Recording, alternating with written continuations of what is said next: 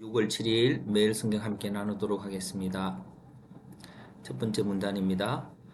너희는 법이 아니라 은혜로 말미암아 의에게 종이 되었다. 너희는 종이 되었다. 누구에게? 의에게. 어떻게? 법이 아니라 은혜로. 어, 어, 그렇습니다. 그래서 여기 이 부분을 이렇게 은혜로 되었다. 그 은혜는 어떤 것일까요? 죄로부터 해방되었다라고 말합니다. 죄인이라 하니까 징의로 된 거죠. 그래서 율법에 근거하여 죄를 지음으로 이르게 되는 사망으로부터 벗어나서 교훈의 본을 마음으로 순종하여 이르게 되는 의로서의 그런 은혜 원리가 이제 그런 거죠. 이렇게 어, 자, 그다음에 두 번째 너희 지체를 부정과 불법에 내주어 불법에 이르게 이르지 말고 너희 지체를 의에게 종으로 내어 주어 거룩함에 이르라. 너희는 죄의 종이 되어 사망에 이르렀지만 너희는 하나님께 종이 되어 영생에 이르게 할 때는 거룩함에 이르는 열매를 맺으라. 우리는 우리 주 대신 그리스도 예수 안에 있는 하나님의 은사로 말미암아 영생을 얻는다. 그렇습니다. 자, 그래서 오늘 우리들은 영생을 누리는 삶을 살아야 되고 어떻게 오늘 영생을 누리는 삶을 살 것인가 하는 그것을 이렇게 한번 봅니다. 그래서 여기 좀 포인트가 되어지는 것이 어, 여기 보면은 이렇게 그 어떤 주인이 있다고 말합니다. 두 가지 주인이 있는데 주인에 순종하고 종이 되어서 사망에 이르고 하나님께 종이 되어 그래서 두 주인이라는 제목으로 패턴을 해보았습니다. 자, 그 주인이 두 종류가 있는 율법과 그리스도입니다. 예, 그래서 두 주인과의 관계는 서로 자유함입니다. 서로 조금 그 충돌되지 않는 것이고요. 주인의 원리는 율법은 법치로 그거나 심판으로 행함과 심판으로 그래야 될까요? 그 심판으로. 그리고 그리스도는 은혜를 주시려고 어, 은혜와 의로움으로 이렇게 하면 좋겠습니다. 주를 따르는 감정들은 율법에 이르는 자는 맨날 부끄럽습니다. 뭘 이거 못했다 저거 못했다 하니까요. 그리스도는 자유합니다. 근데 그 자유함이라는 게 이제 결국 어떤 것일까요? 주인에 대한 태도가 어, 순종이죠. 순종인데 주인을 따르는 방법은 그리스도를 따른다고 하는 것은 그 교훈의 본을 마음으로 순종하여라고 했습니다. 그러면 율법은요, 종으로 끌려다니는데 나와 상관없이 주어진 법으로 인하여. 예, 우리가 국가의 법도 그렇고 뭐 그 나라 가보면 거기에 대해서 나와 상관없이 이렇게 그런 법이 주어지죠. 물론 그리스도의 법도 또한 그렇습니다. 그런데 그리스도의 법은 교훈의 본을 마음으로 순종하여 그렇게 하는데 그래서 이제 그것을 마음으로 순종한다고 할 때에 그리스도가 보이신 행함과 교훈을 보고 자의적 동기로 받아들인다. 이게 자의적 동기라고 하는 그 말이 왜 이렇게 제가 또 쓰게 됐냐면은 이거는 율법은 어, 반드시 나와 상관없이 주어진 법으로 또 반드시 강제적으로라도 지켜야 하는 것으로라고 하는 것과 좀 대조해 볼 수 있습니다. 그러니까 어쨌든 종으로 끌려다니지만 예수님이 마음 한글을 마음에 받아들여서 순종하고 마음으로 순종한다는 것은 뭐 믿음으로 순종한다는 것보다도 진심이라고 하는 마음으로 조금 더 본문을 이렇게 조금 그 각도로 볼 수 있습니다. 예, 그래서 주인에 따르는 삶의 결과는 하나는 사망이요 하나는 영생이고 하나는 죄를 통하여 사망에 이르고 하나는 의에 통하여 영생에 이른다라고 말하고 있습니다.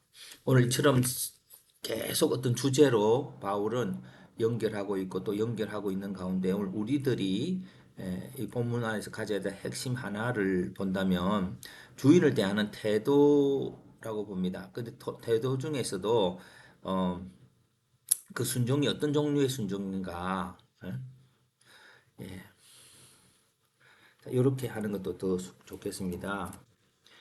저희들은 이 마인드맵을 통해서 본문을 구조화하는 그것들을 배우고 가고 있기 때문에 이렇게 해서 순종이 주일 따르는 방법이 순종이지만 율법은 강제로 끌려다니는 거죠. 어쨌든 안 지키면 안 되는 건 나와 상관없이 그렇게 해야 되고 그리스도는 내가 이렇다. 그는 어떡할래? 그렇게 하면 근데 거기서 우리 하나님의 그 마음을 주시고 그 마음을 준다고 해서 행동을 이끌어가는 건 아니잖아요. 그래도 성령님은 예수 그리스도를 알게 해서 강제로 몸이 움직이도록 하지 않는다는 거죠. 자의적 동기로 받아들이는 것입니다.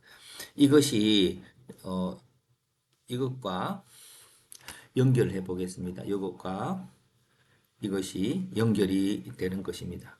그래서 이제 여기서 이제 오늘 제가 어떤 식으로 패턴을 하게 됐냐면 이제 이렇게 패턴화 구조화된 그거를 쭉 글로 써본 것이 바로 이것입니다. 우리에게는 두 주인이 있습니다. 한 사람은 율법이고 한 사람은 그리스도입니다. 하고 쭉 써봅니다. 그래도 이제 써보긴 써보지만 내 안에 이것이 이 본문의 맥이다라고 잘 안 나올 때가 많아요. 그러면은 이제 특별히 우리 삶의 모든 순간에서는 그리스도의 교훈을 마음에 믿고 스스로 순종하며 살아가는 삶, 곧 어렵다함을 받은 자로서 그리스도를 사랑으로 따르는 삶을 살아야 합니다라고 해서 챗 GPT로 한번 이렇게 다시 설교문을 작성해 봐 하면은 이제 이 내가 한 말을 그 지금 그 인공지능이 한번 설교를 만들어 줍니다.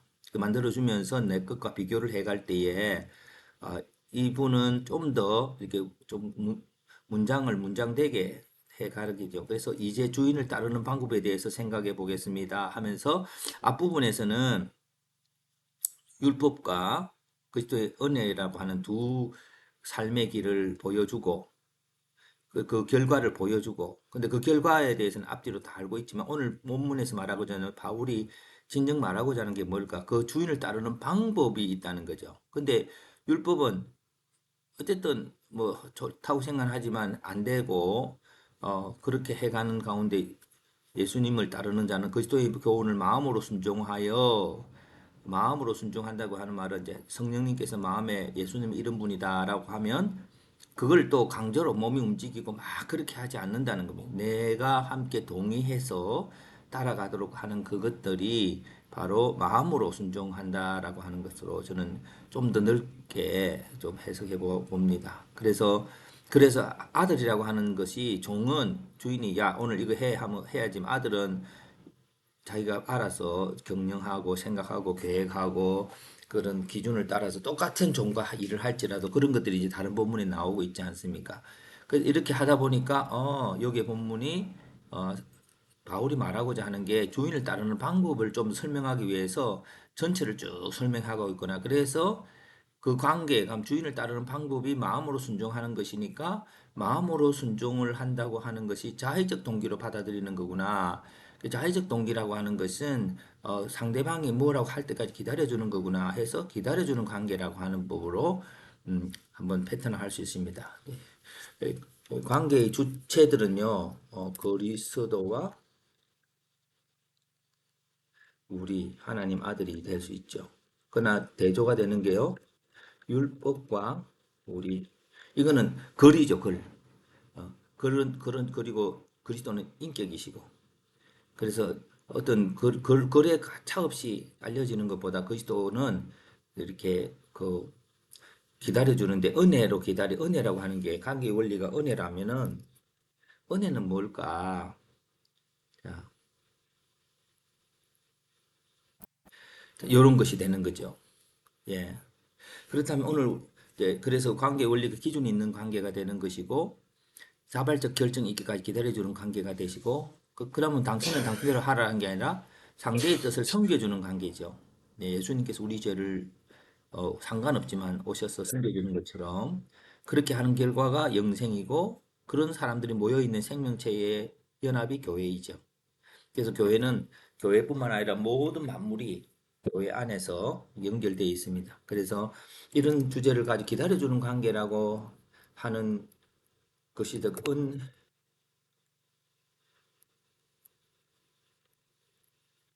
이루어가는 관계.